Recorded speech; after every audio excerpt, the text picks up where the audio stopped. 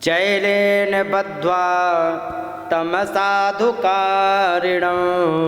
श्मश्रुकेशं प्रवपन व्यरूपयत। चैलेन माने कपड़े के टुकड़ों से उसको बांध लिया, दुपट्टा हुआ या कपड़े हुए उन्हीं से उसको रथ में बांध दिया।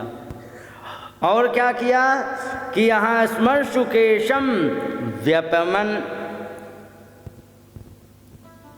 व्यरूपयत, दाढ़ी मूछे बाल ऊपर के काट काट करके और उसको कुरूप बना दिया। और जैसे ही कुरूप बनाया, तावल ममर्दो पर सैन्य मद्भुतम यदु प्रवीरा नलनी यथा गजः। तब तक यहाँ क्या हुआ मालूम है, जैसे ही पंडित जी के साथ भगवान आए थे ना, बलराम जी आए, उन्होंने कहा कहाँ गए? अरे क्योंकि वो तो एक पंडित जी उनको पकड़ ले गए हैं। कहाँ? अरे वे कह रहे थे कि कुंडन पूजाएंगे। अरे बलराम जान गए वहाँ तो ब्याह हो रहा है राजकुमारी का, और ऐसे लोग आ रहे हैं वहाँ पर कि हम दोनों भाइयों का खून पीने को तैयार हैं। निश्चित युद्ध हो जाएगा, निश्चित झगड़ा होगा। और बलराम भैया बड़े हैं, देखो बिना बताए चला गया, युद्ध हो गया तो क्या होगा, बता के भी नहीं गया। और भली बुरी कहते कहते उन्होंने सजाई सेना, वो भी निकल पड़े। ये यहाँ से आ रहे थे, वो वहाँ से इधर रक्षा के लिए आ रहे थे। तो जैसे ही इन्होंने बांधा था तब तक ये आ गए, क्योंकि सेना पीछे भगी आ रही थी। तब तक बलराम जी ने तुरंत आगे से घेर करके उनकी सारी सेना को बर्बाद कर दिया। और इनको बांध करके जब तक उलझ गए उसमें, क्या कहते हैं, सेना से युद्ध करने में बलराम जी, तब तक इन्होंने पकड़ के उसकी दाढ़ी मूछें बाल उल्टे सीधे सब काट डाले। और जब उसके बाल कट गए तब वे फुर्सत हुए सेना से। और यहाँ आकर के सच में भगवान को बहुत डांटा, क्योंकि देखो तो रिश्तेदार था अपना, उसको ऐसा अपमान करना चाहिए। असाध्य इदम त्वया कृष्ण कृतमन अस्मत् जुगुप्सितम वपन्नम श्मश्रुकेशानां वैरूप्यम सुहृदो बधा। देखो तो अपना रिश्ते, सुहृद माने रिश्तेदार है, इसके बाल काट दिए तुमने उल्टे सीधे। तो उल्टे सीधे बाल काटने से ये जान लीजिए कि अपने रिश्तेदार को मारने जैसा होता है, और तुमने ऐसा कर दिया। हालांकि बलराम जो हैं वो वास्तव में सांत्वना, मतलब उनको डांट रहे थे, और वो सुन रहा था तो वो सोच रहा था कि ये हमारी खिल्ली उड़ा रहे हैं, समझे। और इसके बाद तुरंत रुक्मिणी जी से हाथ जोड़ करके कहने लगे, मैं वास्मन साध्व सूये था वर्तु वैरूप्य चिंतया सुख दुख दो न चान्योस्ति यथा सुकृत भुक्पुमान। कहने लगे कि देखो हे साध्वी, माँ अस्मान असूये था, हम लोगों पे तुम लोग, आप रुक्मिणी जी ईर्ष्या मत करना, क्योंकि जो भी होता है, क्यों नहीं ईर्ष्या करना, किस बात को सोच के, कई भ्रातृवैरूप्य चिंतया, भाई को कुरूप कर दिया, इस चिंता से तुम कभी भी हमारे परिवार से ईर्ष्या मत करना।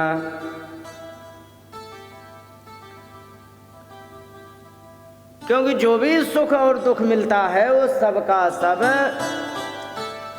भगवान के द्वारा निर्धारित किया होता है, इसलिए सब कुछ होता है। अच्छा एक बात बताओ माता जी, रुक्मिणी जी को बलराम जी ने क्यों उनसे हाथ जोड़ कर क्षमा मांगी मालूम है?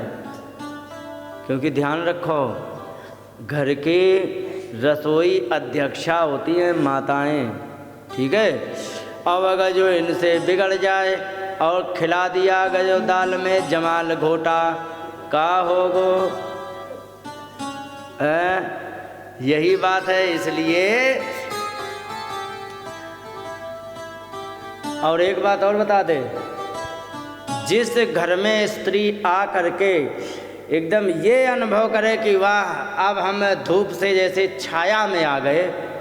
उस घर में हमेशा याद रखना लक्ष्मी की भरमार बनी रहेगी। और जहाँ पर आ करके ये कहे कि हम कहाँ आ फंसे हैं, और ये विचार उसके जीवन में चलता रहे, तो जान लीजिए कि आई हुई लक्ष्मी भी तुमसे वापस चली जाएगी। समझ गए? स्त्री का घर में सम्मान होना ही चाहिए, चाहे वो लड़की हो, चाहे बहन हो, चाहे पत्नी हो, चाहे माता हो, सम्मान होना ही चाहिए। बस शर्त ये है कि वो खुद उल्टी चाल चलने वाली ना हो। हाँ, क्योंकि खुद उल्टी चाल चलने वाली यदि है तो वो चाहे इंद्र के यहाँ भी चले जाए, वो दरिद्रता लाएगी ही। क्योंकि स्त्रियों में दो होती हैं, एक होती है लक्ष्मी, एक होती है दरिद्रा। ध्यान रखो, हमेशा उल्टी चाल चलने वाली, कुमार्ग पर चलने वाली, भगवान को ना मानने वाली, ध्यान रखो वो दरिद्रा ही होती है। क्योंकि हमेशा शास्त्र विरुद्ध काम करेंगे। हाँ में हाँ मिलाओगे उसके तो तुम बर्बाद, ना हमें ना मिलाओगे तो भी तुम बर्बाद। क्योंकि वो दुखी होगी तो भी लक्ष्मी जाएगी, और हाँ में हाँ मिला दे तो वो बर्बाद करने के लिए तो वैसे ही तुली है। समझ गए? तो इसीलिए कहते हैं अगर जो वास्तव में लक्ष्मी स्वरूपा हो स्त्री, तो ऐसी स्त्री यदि सुख पाती है घर के अंदर आकर के, तो उसके घर में धन बहुत अधिक आता है। ये बात है। तो यहाँ पर और इसके बाद भगवान ने कृष्ण को फिर डांटने लगे।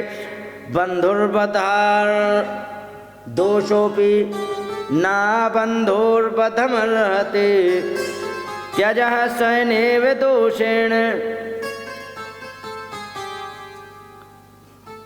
हता किम हन्यते पुनः। रिश्तेदार के द्वारा किया हुआ कोई भी कितना भी निंदित कर्म हो, उसको कभी भी मारने की योजना नहीं बनाना चाहिए।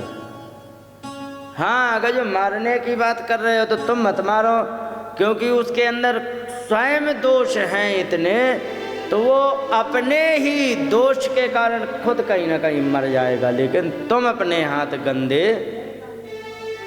मत करो। तो यही बात है। फिर हाथ जोड़ के रुक्मिणी जी से कहने लगे, क्षत्रियाणामयं धर्म प्रजापतिर्विनिर्मितः भ्रातापि भ्रातरं हन्यात् येन घोरतरस्ततः।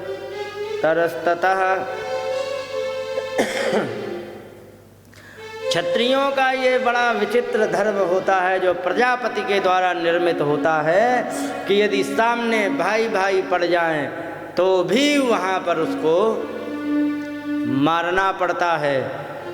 महाभारत के युद्ध में एक तरफ अर्जुन की सेना थी, दूसरी तरफ दुर्योधन की सेना थी। अर्जुन और दुर्योधन का क्या संबंध था? अब आमने सामने आए तो क्या हुआ? मारना पड़ा। तो कह रहे भ्राता भी भ्रातरम हन्यात, भाई भी भाई को मार देता है अगर ये युद्ध में आ जाते हैं, क्योंकि यही क्षत्रिय धर्म होता है। ये न घोर तरस्ततः, ये बड़ा भयंकर क्षत्रिय धर्म होता है। राज्यस्य भूमिर्वित्तस्य स्त्रियो मानस्य तेजसा मानिनोन्यस्य वाहे तो श्रीमदांधा क्षिपन्ति ही। कहने लगे कि राज का अभिमान, भूमि का अभिमान कि हमारे पास 100 बीघा खेत, तुम क्या करोगे? धन का अभिमान, हमारे बैंक में करोड़ों की संपत्ति है। और कोई भी किसी भी प्रकार का अभिमान हो, इससे व्यक्ति की बुद्धि नष्ट हो जाती है, और जब नष्ट हो जाती है तो वो अंधा हो जाता है व्यक्ति। और ऐसे अंधे को मारने के लिए अपने लिए उसको केवल तिरस्कार ही कर देना उचित है, बाकी हमें अपनी तरफ से नहीं मारना चाहिए। इस प्रकार से उन्होंने समझाया कृष्ण को कि मानता हूँ ये बड़ा घमंडी है, लेकिन क्या ज़रूरत है अपने हाथ खराब करने के लिए, छोड़ो ना, जाने दो। और फिर इसके बाद इस प्रकार से यहाँ पर बड़ा ही सुंदर बलराम जी ने बीज बिचाव करके छुड़ा दिया, नहीं तो उसकी दुर्दशा कर डालते भगवान कृष्ण, और छुड़ा दिया। अब जब छुड़ा दिया तो उसने कहा था कि मैं कुंडनीनम न प्रवेश्यामि, मैं कुंडनपुर में घुसूंगा ही नहीं। अगर जो नहीं लेके आया तो उसने क्या किया, चक्रे भोजकटम नाम निवासाय महत्पुरम, अपने निवास के लिए उसने भोजकट नाम का एक नगर बसाया और वहीं वो रहने लगा। और इस प्रकार से भगवान कृष्ण का ब्याह हुआ। तो भगवान के ब्याह में श्री गणेश में ही मार धाड़ शुरू हो गई। बोलिए गोविंद भगवान की जय।